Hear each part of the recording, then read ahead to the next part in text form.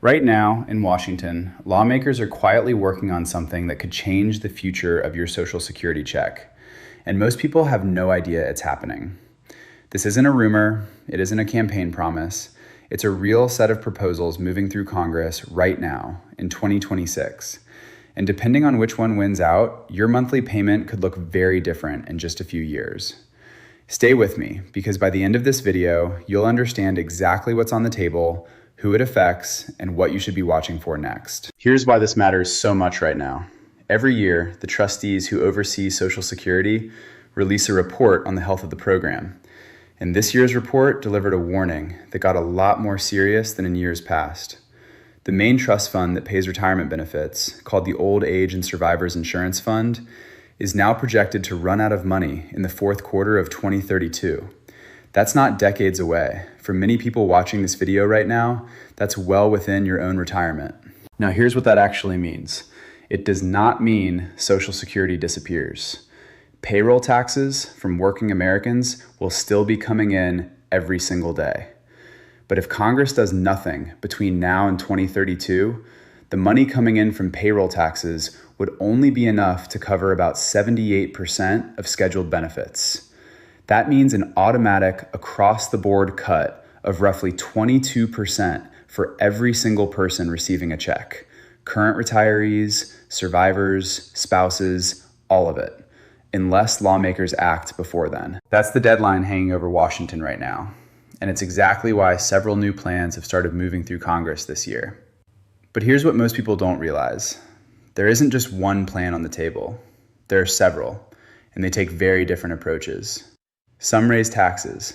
Some try to avoid tax hikes altogether. One even proposes something Social Security has never done before. Let's go through them, one at a time, so you understand exactly what's being discussed. The first approach, getting a lot of attention, involves raising taxes on higher earners, rather than touching benefits at all. Right now, under current law, workers and employers each pay 6.2% of wages into Social Security, but only up to a certain amount of income each year. Earnings above that cap aren't taxed for Social Security at all. So a school teacher pays Social Security tax on every dollar she earns, while a highly paid executive stops paying once his income crosses that threshold. A bipartisan pair of senators has proposed eliminating that cap entirely, so that high earners would keep paying Social Security tax no matter how much they make. Supporters say this alone could raise something in the range of $3 trillion over the next decade, and could close a large share of the program's long-term funding gap. A related idea from a separate group of lawmakers would raise the income threshold to $400,000, while also applying the tax to some investment income, rather than eliminating the cap completely. Before you assume this doesn't affect you, here's an important detail. These proposals are specifically designed to leave the payroll tax rate the same for the vast majority of workers. If your income falls below the current cap, which covers the overwhelming majority of Americans, your own paycheck wouldn't see any change under these particular plans. The impact is aimed at higher earners. That's an important distinction because a lot of the fear circulating online suggests every worker would see a tax hike, and that's simply not what these specific proposals say.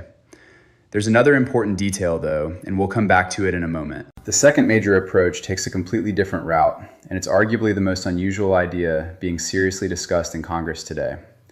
A bipartisan proposal from two senators, one Republican, one Democrat, sidesteps the usual fight over taxes versus benefit cuts altogether. Instead, it calls for the federal government to borrow $1.5 trillion and invest that money in a fund separate from Social Security's own trust funds, with a heavy weighting toward the stock market. The idea is that over 65 to 70 years, that invested money could grow enough to cover somewhere between 60 and 65% of the program's long-term shortfall. Supporters argue this wouldn't technically increase the national debt, since the money would sit in an escrow account and remain under government control. It's a bold idea, and it's gotten attention because it doesn't ask workers to pay more or retirees to receive less, at least not directly. But here's what most people don't realize about this plan. Even its supporters admit it doesn't solve the whole problem. It would still leave roughly a third of the funding gap unaddressed, meaning some combination of tax increases or benefit adjustments would likely still be needed alongside it. And independent researchers who've studied the proposal have raised concerns, noting that relying on borrowed money invested in the market carries real risk, and that without other reforms alongside it, the government could still end up owing significant interest on that debt decades from now.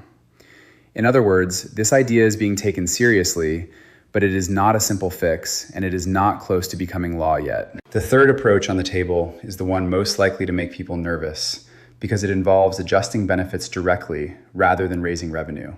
One proposal from a fiscal policy group would place a cap on benefits for the highest income retirees. Under this idea, married couples receiving $100,000 or more per year in combined Social Security benefits would see their payments capped at that level, with some adjustments based on marital status and retirement age. This would only affect a small slice of retirees at the very top of the benefit scale, not the typical retiree relying on Social Security as a primary source of income. Still, even a proposal that only affects a small group tends to be politically sensitive, because seniors are one of the most reliable groups of voters in the country, and any conversation about reducing benefits, even for a narrow group, tends to generate strong reactions on Capitol Hill. That's exactly why this idea, while discussed, has not gained the same traction as some of the others. Now here's something even more important than any single plan we've covered so far, and it's the detail that could end up mattering most. Rather than picking one of these approaches outright, a bipartisan group of representatives has introduced legislation to create a formal commission dedicated specifically to solving Social Security's long-term funding problem.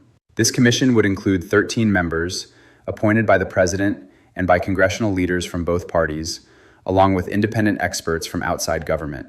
The commission would be required to produce actual legislative recommendations within 1 year of its first meeting, and critically, the bill guarantees that whatever plan the commission comes up with would receive an actual vote in Congress. Why does this matter so much? Because history shows us that Social Security reform has only succeeded once before, back in 1983, and it happened through exactly this kind of bipartisan commission process. Fixing Social Security requires 60 votes in the Senate, meaning it can't be pushed through by one party alone. Supporters of this commission approach argue that without a structured, guaranteed process like this, Congress will simply keep delaying the hard decisions until the deadline arrives and automatic cuts kick in, whether lawmakers are ready or not. So let's pause and imagine a real situation.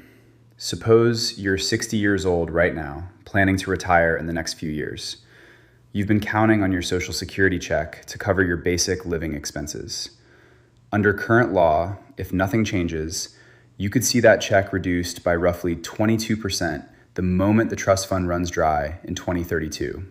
But if Congress passes one of these reform packages beforehand, whether it's the tax cap removal, the investment fund idea, or a commission-driven compromise, your benefits could remain fully protected or even see improvements, depending on which parts of these proposals ultimately become law. That's the open loop running through this entire story.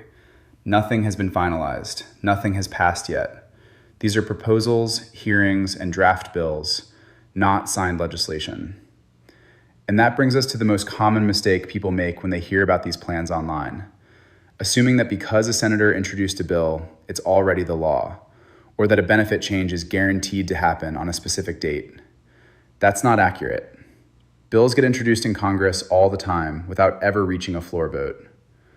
What we can say for certain is that pressure to act is building faster than it has in years, because the 2032 deadline is now close enough that both parties know delay has real consequences. So what should you actually do with this information?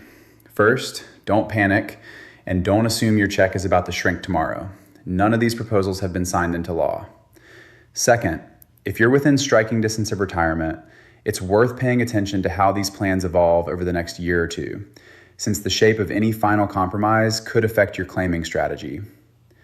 Third, be cautious about anything online claiming a specific new law has already passed or a specific payment change has already been confirmed. Always check official sources like the Social Security Administration or reputable reporting before believing a headline. And finally, keep in mind that whichever approach eventually wins out, it will almost certainly be a mix of ideas rather than just one plan taken in isolation, since that's historically how major Social Security legislation has come together. Here's the reassurance to hold on to. Congress knows the stakes here. Lawmakers from both parties, business groups, retirement policy organizations, and advocacy groups across the political spectrum are all pushing publicly for action, because everyone understands what happens if this deadline is allowed to pass without a plan in place. That kind of pressure from both sides at once is exactly the environment that produced the last successful Social Security fix back in 1983. It doesn't guarantee an easy path forward, but it does mean this issue isn't being ignored. So here's what matters most to remember from everything we just covered. Social Security's main trust fund is projected to run short in 2032. And if nothing changes, benefits would automatically drop by about 22%. To prevent that, lawmakers are weighing several very different ideas: raising or removing the payroll tax cap on high earners, investing borrowed funds in the market, capping benefits for the highest earners, and creating a bipartisan commission to force a real decision. None of it is finalized. All of it is worth watching closely over the next year, especially if retirement is on your horizon. If this video helped make sense of what's actually happening in Washington right now, do me a favor and hit that like button, subscribe if you haven't already, and turn on notifications so you don't miss the next update the moment Congress moves on any of these proposals. Thanks for watching, and I'll see you in the next one.